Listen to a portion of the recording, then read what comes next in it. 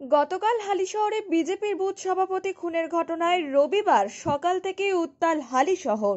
অভিযোগের তীর তৃণমূলের দিকে, তবে তৃণমূল এই অভিযোগ সম্পূর্ণভাবে অস্বীকার করেছে। গত 24 ঘন্টার মধ্যে এই ঘটনার সঙ্গে জড়িত 3 জনকে গ্রেপ্তারও করেছে পুলিশ। আর আজ নিহত বিজেপি বুথ সভাপতির বাড়িতে এলেন ব্যারাকপুর বিজেপি সাংসদ অর্জুন সিং।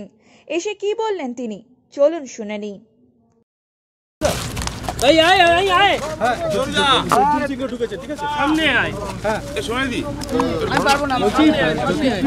অভিযোগ করছেন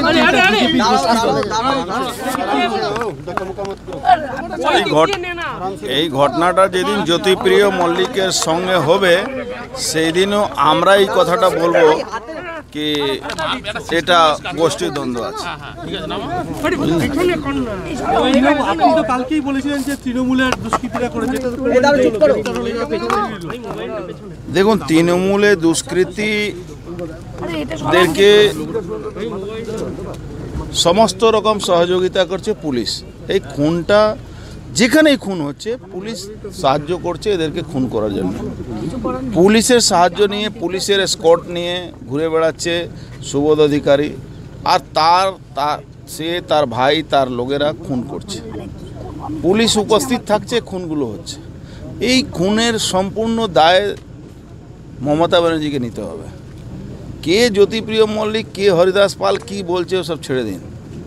বাংলায় এখন যে রাস্তায় তৃণমূল হাঁটছে তলবারের উপরে চলছে, তো এই তলবারে দিয়েই নিজেকে ওকে তলবারের থেকেই ওকে শেষ হতে হবে। পর্যন্ত যেই 3 জনকে গ্রেপ্তার করা হয়েছে, সুবোধ অধিকারী বলছে সেই 3 জন তৃণমূলের লোক নয়, তারা দুষ্কৃতী কোনো দল হয় না, এবং তিনি বলছেন যে এই বাড়িতে এসে তিনি দেখা করে যাবেন পরিবারের সঙ্গে। ও এই বাড়িতে আসবে কি করবে, ও তো নিজে, ওর ভাই ওর নিজের নামে এফআইআর হয়েছে, তো আসবে। ওকে পুলিশ ধরলো না কেন পুলিশ ধরবে না, এটা তো ব্যাপার আছে। এখন কি ওই পরিবারকে কোনো আর্থিক সাহায্য দেওয়ার কথা হবে? সে তো আমাদের দলের তরফ থেকে 5 লাখ টাকা নিয়ে আসছে, চেক নিয়ে ওরা পরিবারকে দেবে। পরিবারকে সাহায্য, কোনো চাকরি বা কোনো প্রতিষ্ঠান? এখন চাকরি তো ওর একটা ভাই আছে, সেটা আমরা দেখছি কীভাবে কোথাও অ্যাডজাস্ট করা যেতে পারে। আপনি বলছেন এই ঘটনার সঙ্গে সুবোধ অধিকারী সরাসরি জড়িত?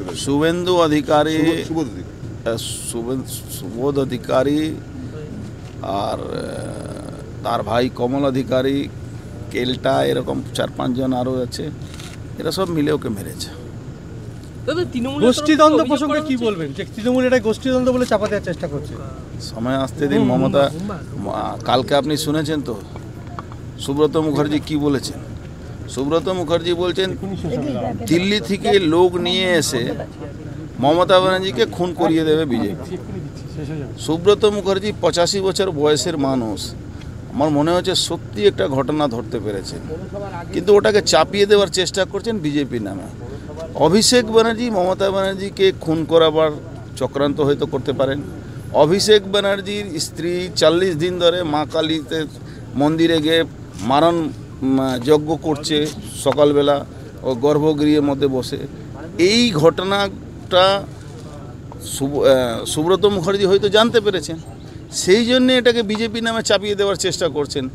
এখন মমতা ব্যানার্জি দলের লোকেরা যা ঘটনা ঘটছে, যে শওকত মোল্লা সেদিন নাড্ডাজির উপরে হামলার নায়ক ছিল, সেই শওকত মোল্লা পাশে দাঁড়িয়ে কালকে মিটিং করছে। আর এই সুব্রত মুখার্জি বলেছিলেন কি যে করে থাকে তাকে শাস্তি করা যাবে। এদের কথার আর কাজের সঙ্গে কোনো মেল নেই। সুব্রত মুখার্জি হয়তো বয়স্ক মানুষ ধরতে পেরেছেন কি অভিষেক ব্যানার্জি মমতা ব্যানার্জিকে খুন করিয়ে দিতে পারেন, এই জন্য অ্যাডভান্স বলেছেন। দাদা, আপনি হালিশহর আসার পথে আপনার বাড়িতে রেড হয়েছে, কি বলবেন? এটা আমাকে ওখানে আটকে রাখার জন্য হয়েছে, যাতে এখানে আমি সেই মানুষের কাছে পৌঁছতে না পারি। এটাই এখানকার পুলিশের সাহায্য নিয়ে এইসব করা হচ্ছে। যেভাবে দিনের পর দিন হালিশহরে বিজেপি কর্মী আক্রান্ত হয়েছে, সেই প্রসঙ্গে কি বলবেন?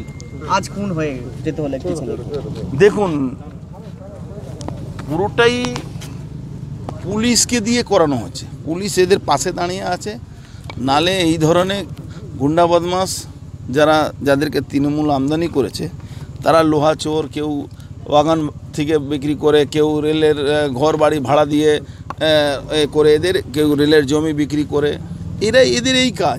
কিন্তু এদেরকে পুলিশ এমন এমন তোল্লা দিয়ে দিয়েছে কি তারা প্রকাশ্যে খুন করে বেড়াচ্ছে, তাদেরকে কেউ দেখার লোক নেই, কেউ রোকার লোক নেই। দাদা এরকম ভাবে যদি খুন হতে থাকে তাহলে কি করবেন, আপনাদের পদক্ষেপ কি?